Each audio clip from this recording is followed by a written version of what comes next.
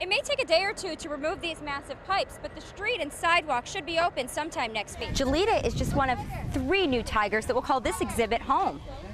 The zoo hopes that this comfortable environment will start the breeding process. Super Ferry employees aren't giving up. Sales from these t-shirts benefit furloughed workers and their families. As it passes through, we can expect more windward and Mauka showers over the next 24 hours. Leeward areas will remain mostly dry and will probably stay that way for at least the next 5 days. But if you're spending time over leeward sections this weekend, you may want to break out that good old sunblock. Today was another beautiful day. We saw some scattered showers, but beautiful nonetheless. The rain is inching its way north, so we can probably expect a few more isolated showers into the night. Now, the storm from the past week has now moved up north, giving us some relief from all of that moisture. That's great news for all of us. Almost 100 residents of the Pu'uvai-Momi public housing community are at their wits' end. Many of them have been without power since 10 o'clock last night, a problem they say happens all the time. We called the housing, the management, and they say, oh, it's taken care of, but nothing is done. You can hear babies crying all over. Right now, we're just desperate. Desperate for a means of basic survival. Families who are struggling as it is, and now the only food they have is spoiling in their refrigerators. Right now, you cannot eat the food because, get sick. All the milk that everybody just got is all spoiled already. If there is no electricity on by tonight, forget it. You gotta throw it out. Their problems don't end here. No fans, no air conditioning, many have breathing problems, and the VOG isn't helping. Jamie Lee Kapow has a baby with asthma who depends on an electric nebulizer. During the night, since there was no fans and no air, he was having more trouble breathing, so I had to take him in today. It's kind of scary because my niece has asthma too, and she needs a nebulizer, and she has seizures when she doesn't have it. We're in a place that we need help. That's why we live here, so they should be helping us. For some residents, power could be the difference between life and death. Danny Silva has congestive heart failure and sleep apnea.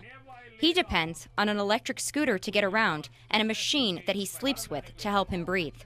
I can get brain damage, I can die, or something can go wrong with me. This is what I look like every night or during the day if I'm home. I don't can take a chance and go sleep without this machine. I stay hoping over here that the power would come on. A spokesperson from Hawaiian Electric said the lines up to the meter were inspected and everything checked out fine.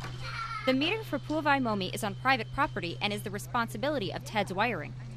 A person who answered the phone on the community emergency line told KHON2 they were trying to locate an electrician. Nicole Carvalho, KHON 2 News. While they await the fate of their ship, a group of furloughed Super Ferry workers and their families spent the day aboard the Alakai packaging and preparing 300 t-shirts for shipment. We've had a lot of people asking for Super Ferry merchandise, and so we made some Support Hawaii Super Ferry shirts, selling them for $20 each. Super Ferry employees aren't giving up. Sales from these t-shirts benefit furloughed workers and their families. Although money raised may not pay the rent, many agree it will unite workers during this difficult time. I don't know how much it'll help out monetarily, but at least from a support standpoint, they'll understand that the company's behind them all the way, and I think that's the most important part of this. Employees are optimistic about the outcome and believe that the Alakai will sail again soon. This is something that Hawaii needs, and all the feedback that we've been getting from the public is something that Hawaii wants. So we're really optimistic that they'll see the light and let us, provide this service to Hawaii. So far, the t-shirts have helped raise about $6,000 and are still available at www.hawaiisuperferry.com. Nicole Carvalho, KHON 2 News. These large black tubes along the Alawai Canal are part of a bypass system that was installed back in March of '06 as a short-term fix for a long-term problem. Starting today, the pipes will be removed, freeing up sidewalk space and street parking for residents. It's a 750-foot section, so about 18 sections. It'll take actually 2 days to get them over to the other side. It may take a day or two to remove these massive pipes, but the street and sidewalk should be open sometime next week.